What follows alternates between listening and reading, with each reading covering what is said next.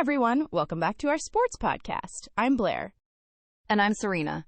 Let's break down the Detroit Lions versus Philadelphia Eagles game from November 16th, 2025 in NFL Week 11. What a defensive slugfest that turned out to be, huh? You're not kidding, Serena. That was... well, let's just say it wasn't a barn burner. More like a slow simmer on a cold November day. The Eagles got the win, 16-9, but neither offense exactly lit up the scoreboard. What stood out to you most from this one? Hands down, Dan Campbell's fourth down obsession. 5 attempts, 5 failures. I mean, Blair, at what point do you just take the points? I get the grit mentality, but that felt less like grit and more like digging your own grave. I'm with you. There's a time and place for calculated aggression, and then there's what we saw yesterday. Early in the game, maybe you gamble a bit, try to set the tone. But when you're consistently failing, and the weather's clearly impacting the passing game, you have to adjust. Did he even consider the win factor? That's what I was screaming at the TV. And it wasn't just the wind, Blair. Goff looked uncomfortable all day. The Eagles' defensive line was living in the Lions' backfield. If Goff doesn't have time to make reads, all the aggression in the world isn't going to matter. I almost felt bad for Goff out there, and I'm not usually a sympathetic observer. See, I'm not sure it's all on the Eagles' defensive line. Goff just didn't look like he could handle the pressure, and he was disconnected from his receiver. He had an uncharacteristically low completion percentage yesterday. And it wasn't that the Eagles were bringing blitzes every play. They were getting pressure from their front four, consistently winning those one-on-one matchups. That's a problem for any quarterback, but especially one who relies on timing and rhythm as much as Goff does. I agree with you, Blair. Up to a point, it wasn't just the pressure, but the Eagles' game plan focused on Goff's limitations. The Lions couldn't establish the run, and that made them predictable. Johnson, the offensive coordinator, is supposed to be some kind of genius. It didn't look that way yesterday, did it? He needs to take some accountability for the predictable play calling. You can't just keep running into a brick wall and expecting a different result. They needed to scheme some easy completions for Goff early on, get him into a rhythm.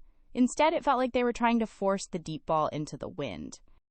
Exactly! And let's talk about that fake punt. What was that about? Down by a touchdown, midfield, and you decide to gamble on that? Campbell's normally so good at those types of calls, but it felt like a desperate move, and it reeked of a lack of faith in his offense. At least the special teams didn't look sloppy, but it gave the Eagles great field position and essentially guaranteed them a field goal, which put them up by more than a touchdown, making the hole even deeper for Detroit. Absolutely. It sent the wrong message to the team, too. It's like he was saying, I don't trust you guys to move the ball. And honestly, after watching that offensive performance, maybe he had a point. But still, terrible situational awareness there. On the Eagles' side, it wasn't exactly a masterpiece either, Blair. They won, sure, but their offense looked sluggish, especially the running game. And the passing game? It got the job done, but there wasn't a lot of downfield explosiveness. No, you're right. They're the top team in the NFC, but I wouldn't call that a dominant performance at all. Hurts managed the game, didn't make any big mistakes, but he wasn't the dynamic playmaker we've seen at times. Did you notice the lack of designed runs for him? I thought that was interesting. I did. Maybe they're trying to protect him, keep him healthy for the long haul. But it definitely limits their offense. Hurts is such a weapon with his legs, and when they take that away, they become a lot more predictable. I'm starting to wonder if opposing defenses have finally started to figure out their offense. It's a fair point. The Eagles were clearly prioritizing A.J. Brown, targeting him 11 times. He had 7 catches, but only for 49 yards. Good stats, but not explosive plays. He's a fantastic player, but if that's all they can get, they need to find other ways to make big plays. Right, the yardage after catch has to be better there. The Lions managed to contain him, and that forced Hurts into some tough spots. To be fair, the Lions' defense did a decent job overall, considering how often they were put in bad field position. Absolutely. They were put in terrible situations by the offense again and again. I actually give their coordinator credit for coming up with some stops when they were backed up against their own goal line. I mean, if the offense had managed just 1 or 2 of those fourth down attempts, we'd be having a totally different conversation right now. We would. But that's the NFL. Small margins, big consequences. Thinking about how the rest of the season looks, this win puts the Eagles firmly in control of the NFC East and in the driver's seat for the number 1 seed. It's hard not to see them in the Super Bowl at this point, though yesterday's performance has given me pause. I agree. Number 1 seed is definitely in sight. They need to get the offense clicking again if they want to make a deep playoff run. They can't rely on the defense to carry them every single game. Absolutely. As for the Lions, this loss really hurts their playoff chances.